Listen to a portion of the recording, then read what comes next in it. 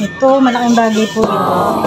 Kaya may laman siya ng Nescafe. 5 pieces. Milo, 5 pieces. Bale, 3 kilos ang isa nito. Dalawang ano siya. Dalawang pack. Tapos, ito nga po, CDO natin ay 4 na piraso. Dalawang king cup. At saka 4 na bingo. Corn beef. Ayan yung laman niya. Wow! Milo, Nescafe, at saka nga po itong ating bigas. Ayan. Thank you so much po! Good morning po sa ating lahat. Ayun nga po, pagkatapos nga po ng mga gawain at pagkapasok po ng mga batuting, sinimulan ko na nga po ang mag-pruning at magtanim nga po ng mga halaman natin na Chinese bamboo. Ito nga po mga Chinese bamboo na ito ay itinanim dito nung pagkalipat nga po din sa bahay. Inuti-uti talaga po namin itanim ni bro para nga po dumami. Ito nga po ay galing pa kay Nanay Ada. Siya na talaga nagsimula ng mga punla nito. Sinisimulan na nga po namin ni Darling na maglinis ng bakuran. Total nga po at umiinit-init na ang ating panahon. Malapit na ulit ang mag-summer kaya magiging masaya na ulit ang ating mga halahalaman. Pati nga po ang mga manok ni Darling ay sumasaya kapag nga po mainit kasi naiilabas sila ng kulungan nila. Medyo madami-dami din kasi sila. At natutuwa nga din ako sa halaman na ito. Ito nga ay napakaliit lang. Ano binili ni bro pero ngayon ang dami na nga natin na inaikalat na ganyan. Napaltasan na nga ako na dalawa kaya nga itinigil ko na nga muna. Bukas na nga lang ulit tayo magpo-pruning nitong ating mga halaman. Buti nga lang talaga tuminit na ang panahon ngayon. Makakasimula na tayo mag-ayos ng ating paligid. Naligo nga lang po ako at tayo nga ay may pupuntahan ng saglit. Tayo pupunta sa barangay tayo kukuha ng ayuda. Wow! Meron daw kasing food pack. See you! Bye-bye!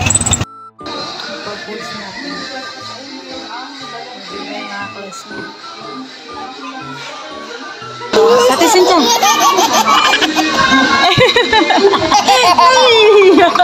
Pagdating ko nga po ay kumuha lang ako ng stub kasi kailangan nga po meron itong ipipresent nga po sa DSWD. Magandang po! Magandang tanghali din po! Gutom na po kami! Diba? Nandiyan na sila. Pagkadating nga po nila ay namigay na din agad sila nito mga food pack. Yun nga lang po, nagpa-attendance lang sila ng saglit at ayan na nga po, okay na. Thank you po DSWD, Mayor Amorado at syempre po sa Sangguniang Barangay Bakya. Thank you so much po Ate Digna. At pagkagaling ko nga po sa barangay, dumiretso na rin ako dito sa school at susundin ko nga po ang ating si Batuting at baka nga po ito ay makuha ng mga nangunguha na puti o itim na banhane ay mawawalan ako ng little brother. Nakakatuwa nga yung bata na nasa likod namin si Totoy. Talaga nahihiya din siya tumingin doon sa ating camera. At ito nga pong batuting na ito, little vlogger, ay talaga naman nakakatuwa din itong batuting na ito ay batang-bata pa lang ang dami ng diskarte sa buhay. Naisakay nga namin itong mag-iina at talaga naman ang init din ng panahon. Kaya nga sabi namin na sumakay na, talaga nakakaawa din naman pag naglalakad at grabe din naman ang pagod. Ang masasabi ko lang sa araw na ito ay talagang sobrang thank you so much po Lord. Ay talaga naman ang dami-daming blessing na nare-receive natin. Ayun nga po ay talaga naman kailangan po talaga namin ng tulong ngayon at pares kami ng akin Darling ay walang trabaho at pares nga po kami may nararamdaman at nagagamot kaya sobrang talagang daming problema pero kakayanin natin iyan. Huwag tayo mawawala ng pag-asa. Nakakatuwa nga lang at talaga itong mga anak namin na ari ay lagi nakasalubong agad sa amin. Aba, ay wari ko ay ngiting tagumpay. Thank you so much po DSWD sa ayudang ito. Malaking bagay po ito. Kaya may laman siya ng Nescafe. 5 pieces. Milo, 5 pieces. Bale, 3 kilos ang isa nito. Dalawang ano siya. Dalawang pack. Tapos, ito nga po, CDO natin ay 4 na piraso. Dalawang king cup. At saka 4 na bingo. Corn beef. Ayan yung laman niya.